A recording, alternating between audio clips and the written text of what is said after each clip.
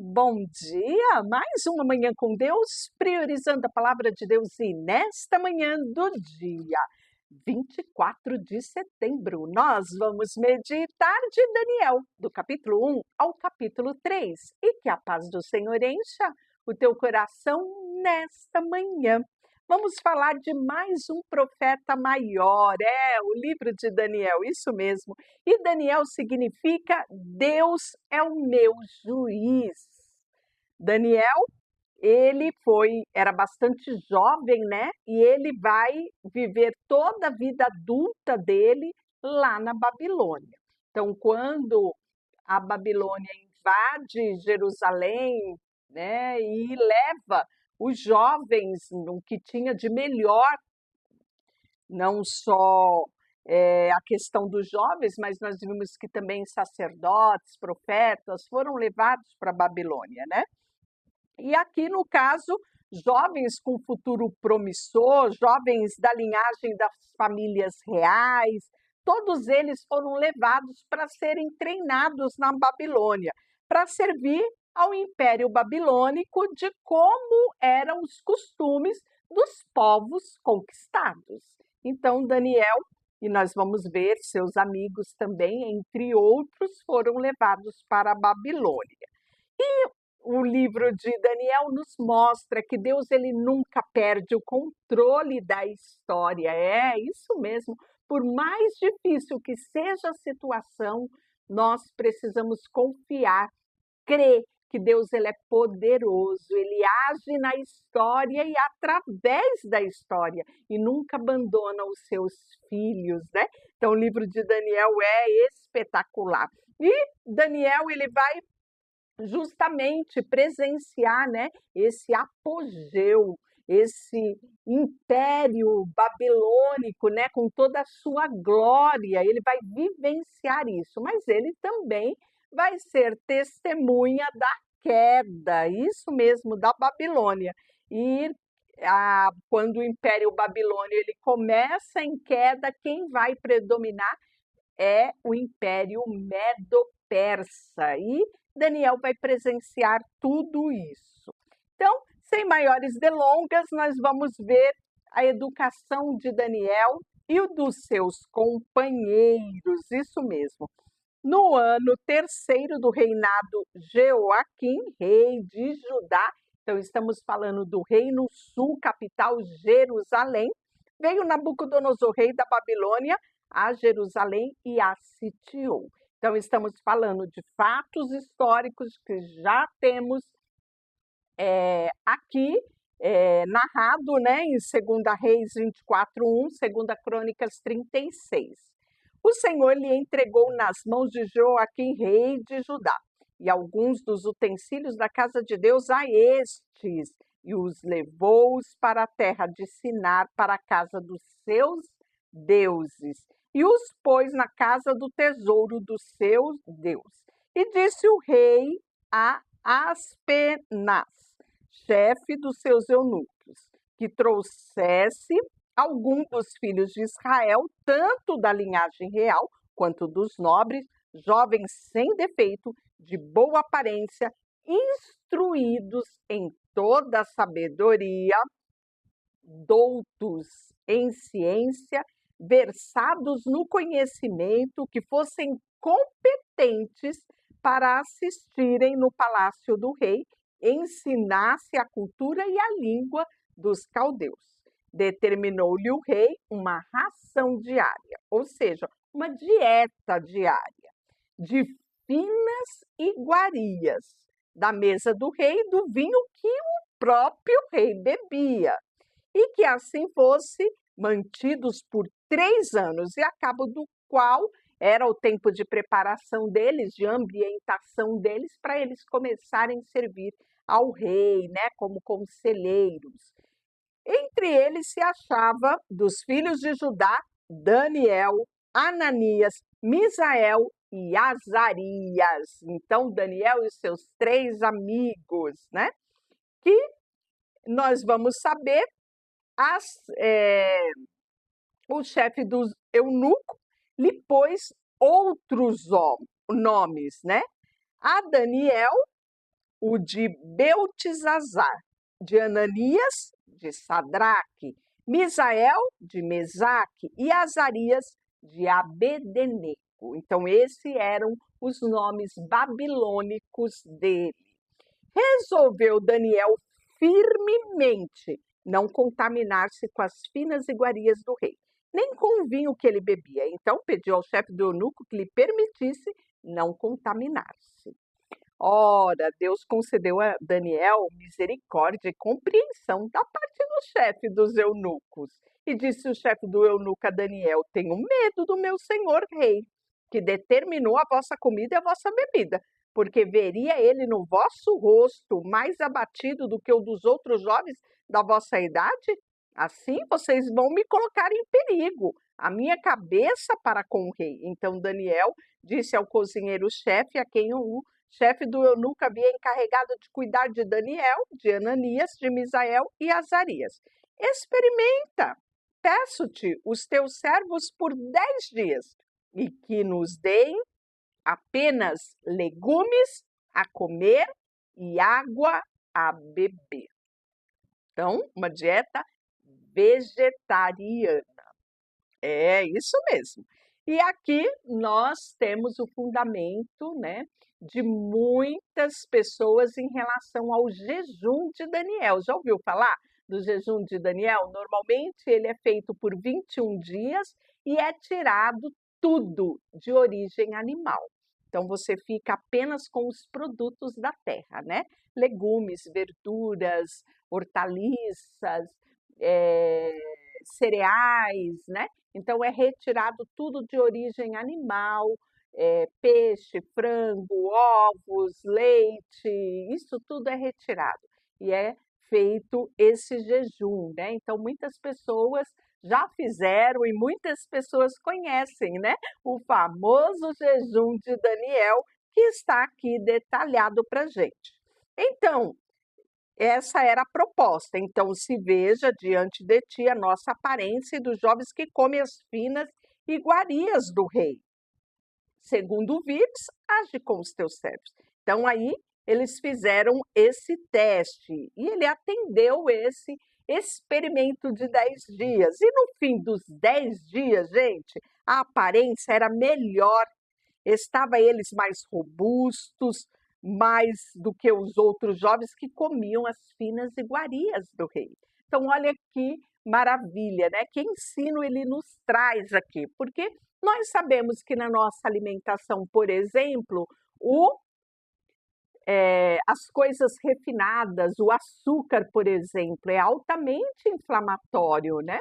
Sabemos também que às vezes algumas pessoas têm alergia a leite, derivados de leite, e tudo isso vai prejudicando, né? Então, eles ficaram aqui com uma dieta rica, saudável, né? E a aparência deles mostrou e a diferença deles entre os outros jovens que, ó, bebiam o mesmo vinho lá do rei. Imagina as iguarias que eles comiam.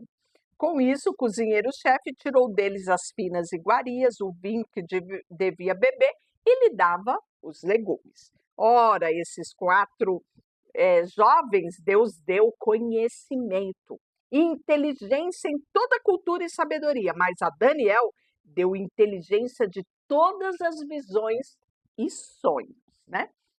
Em algumas versões fala que Deus derramou sobre eles o espírito de excelência em sabedoria. Então, nós muitas vezes olhamos para isso e falamos, né? Uau! Receber um espírito de excelência, uma sabedoria, uma inteligência, mas não esqueça a renúncia que eles tiveram. O jejum de Daniel, às vezes, quando fazemos por 21 dias. Eles não. Era assim que eles resolveram viver, né? Em meio a todas aquelas iguarias, em meio a toda aquela riqueza e pompa do rei, eles resolveram se abdicar de todo o prazer, né? Através das iguarias do rei, para apenas comer aquilo que era necessário para o organismo dele. E aí, vencido o tempo determinado pelo rei, para que o trouxesse, o chefe do eunuco trouxe a presença de Nabucodonosor. Então o rei falou a eles: entre todos não foram achados outros como Daniel, Ananias, Misael e Azarias. Por isso, eles passaram a assistir diretamente ao rei. Em toda a matéria de sabedoria, inteligência, sobre o que o rei lhe fazia pergunta, achou 10 vezes mais eles doutos do que todos os magos encantadores que havia em todo o reino. E Daniel continuou até o primeiro ano do rei Ciro. E aí Nabucodonosor vai ter um sonho, e isso ele vai relatar no capítulo 2, né? Que no segundo ano do reinado de Nabucodonosor, ele vai ter um sonho, seu espírito vai se perturbar. E ele passou a ficar sem sono, não conseguia dormir. Ele mandou chamar os magos, encantadores, feiticeiros, para que declarasse o que ele tinha sonhado. E eles vieram e se apresentaram diante do rei. E aí o rei disse: tive um sonho, para sabê-lo está perturbado o meu espírito. Os caldeus disseram ao rei em aramaico: ó rei, vive eternamente. Diz o sonho aos teus servos e daremos a interpretação. Respondeu o rei e disse aos caldeus: uma coisa é certa, se não me fizerdes saber o sonho, a sua interpretação sereis despedaçado. A vossa casa será feita de monturo. Mas se me declararem qual foi o meu sonho e a sua interpretação, recebereis de mim dádivas, prêmios, grandes honras. Portanto, declarai-me o sonho e a sua interpretação. Responderam eles pela segunda vez, né?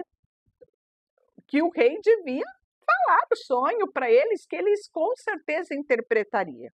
E o rei disse: bem percebo que vós quereis ganhar tempo, porque vedes que o que eu disse está resolvido. Isto é, se não me fizerdes saber o sonho, uma só sentença será a vossa, pois combinastes palavras mentirosas, perversas, para proferirdes na minha presença. Respondeu-lhes os caldeus na presença do rei e disseram: não há mortal sobre a terra que possa revelar o que o rei exige, pois jamais houve rei, por grande e poderoso que tivesse sido, e que exigisse semelhante coisa de algum mago, encantador ou de caldeu. A coisa que o rei exige é difícil e ninguém há que possa revelar diante do rei. Então o rei se enfureceu, ordenou que matasse todos os sábios da Babilônia. E aí, né, a notícia, saiu esse decreto e quem eles foram buscar? Daniel e aos seus companheiros para que fossem mortos. E então Daniel falou avisada e prudentemente a Arioque, chefe do rei da guarda, que tinha saído para matar os sábios da Babilônia. E disse Arioque, encarregado do rei: por que é tão severo o mandado do rei? Então Arioque explicou o caso a Daniel. E foi Daniel ter com o rei e pediu que designasse um tempo, e ele revelaria ao rei a interpretação. Então Daniel foi para casa e fez saber o caso aos seus companheiros. Ananias, Misael e Azarias, os seus companheiros, para que pedissem eles misericórdia a Deus dos céus sobre esse mistério, a fim que Daniel e os seus companheiros não perecessem com o resto dos sábios da Babilônia. E aí, disse Daniel, né? Foi revelado o mistério a Daniel numa visão de noite, e Daniel bendizeu ao Deus dos céus. E disse Daniel: seja bendito o nome do Deus de eternidade e de eternidade, porque dele é a sabedoria e o poder. E ele muda o tempo, as estações, remove reis, estabelece reis, ele dá sabedoria aos sábios e entendimento aos inteligentes. Eita, Deus maravilhoso esse! A ti, ó Deus dos meus pais, eu me rendo. Eu rendo graças e te louvo, porque me deste sabedoria e poder, e agora me fizeste saber o que pedimos, porque nos fizeste saber este caso do rei. Por isso Daniel foi ter com Arioque, né? E que era o assistente e entrou na presença do rei da Babilônia e disse que ele não deveria matar os sábios porque tinha alguém sim que sabia qual era o sonho do rei. Respondeu o rei a Daniel, cujo nome era Beltesazar, o nome babilônico. Podes tu fazer saber o que vi no sonho, a sua interpretação? Respondeu Daniel na presença do rei. O mistério que o rei exige, nem encantadores, nem magos, nem astrólogo os podem revelar. Mas há um Deus no céu, o qual revela os mistérios, pois fez saber ao rei Nabucodonosor o que há de ser nos últimos dias. O seu sonho e as visões da tua cabeça quando estavas no teu leito são estas. Estando tu, ó rei, no teu leito, surgiram pensamentos a respeito de ser depois disso. Aquele, pois, que revelar o mistério, revelou o que há de ser, e a mim foi revelado o mistério, não porque haja em mim mais sabedoria do que todos os viventes, mas para que a interpretação se fizesse saber ao rei e para que entendesse as cogitações da sua mente. Tu, ó rei, estava vendo, e eis que uma grande estátua, esta era imensa, extraordinária, de resplendor, estava em pé diante de ti, e a sua aparência era terrível. A cabeça era de fino ouro, o peito e os braços de prata, o ventre, os quadris de bronze e as pernas de ferro, os pés em parte de ferro e em parte de barro. Quando estava olhando, uma pedra foi cortada sem auxílio de mãos e feriu a estátua nos pés de ferro e o de barro e se esmoeçou. Então foi juntamente esmiuçado ferro, barro, bronze, ou seja, a estátua caiu como palha na eira do estio, o vento levou. Deles não se viram mais vestígio, mas a pedra que feriu a estátua se tornou em grande montanha, que encheu toda a terra. Este é o sonho e também a sua interpretação. Tu, rei dos reis, a quem o Deus do céu conferiu o reino, o poder, a força e a glória, cujas mãos foram entregues os filhos dos homens, onde quer que habitasse os animais, depois de ti se levantará. Ou seja, tu és que domina sobre todos, tu és a cabeça de ouro. Depois de ti se levantará outro reino inferior ao teu, um terceiro reino de bronze, o qual terá domínio sobre toda a terra. O quarto reino será forte como ferro. E tudo quebra e esmiçua com ferro, quebra todas as coisas, assim ele fará em pedaços e esmiuçará. Quanto ao que viste aos pés e aos artelhos, em parte de barro e oleiro, e em parte de ferro, será um reino dividido. Contudo, haverá nele coisa da firmeza do ferro, pois que viste ferro misturado com barro de lodo, com os artelhos dos pés, eram em parte de ferro e parte de barro, assim, por uma parte, o reino será forte, por outra, frágil. Quanto ao que viste do ferro misturado com barro e lodo, misturar-se-ão direto, em casamento, mas não se ligarão um ao outro como o ferro não se mistura com o barro. Mas nos dias desse rei, o Deus do céu suscitará um reino que não será jamais destruído. Este reino não passará para outro povo.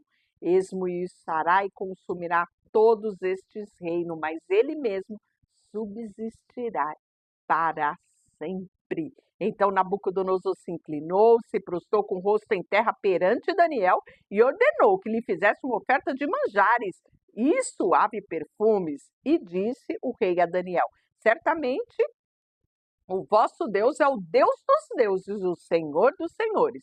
Revelou os mistérios que pudessem revelar este mistério. Este rei engrandeceu a Daniel e lhe deu muitos e grandes presentes. E o pôs sobre governador de toda a província da Babilônia. Também o fez chefe supremo de todos os sábios da Babilônia. A pedido de Daniel, constituiu o rei a Sadraque, Mesaque e Abdenego sobre os negócios da província da Babilônia. Daniel, porém, permaneceu na corte do rei. O capítulo 3, livrados os companheiros de Daniel da fornalha de fogo. Esse texto também já é bem conhecido, né? Até mesmo das nossas crianças. Isso aconteceu no reinado de Nabucodonosor. Ele fez uma imagem de ouro, olha só, que tinha 60 côvados, era gigante.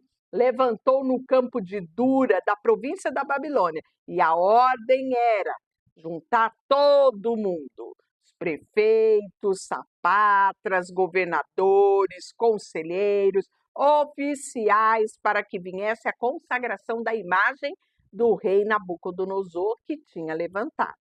Então juntou-se todo mundo, ouviram o som da trombeta e todo mundo se prostrou, menos os nossos amigos. É isso mesmo. Eles não se prostraram. Por quê? Para o judeu ele já tinha aprendido a lição. Eles estavam ali porque eles tinham se prostrado diante de outros deuses.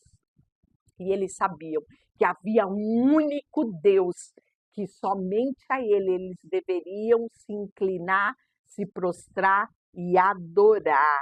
E nós vamos ver aqui que isso vai enfurecer.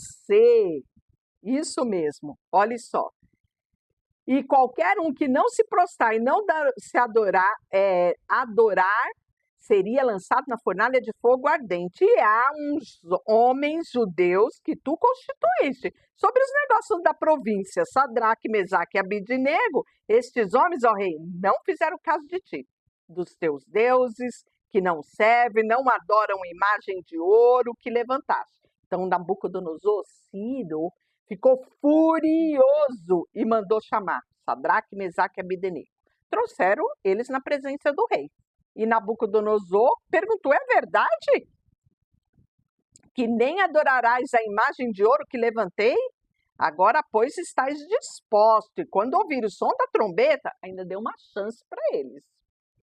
Adorai a imagem que eu fiz, senão vocês vão ser lançados no fogo ardente. E quem é o Deus que poderá livrá-los das minhas mãos? Olha só.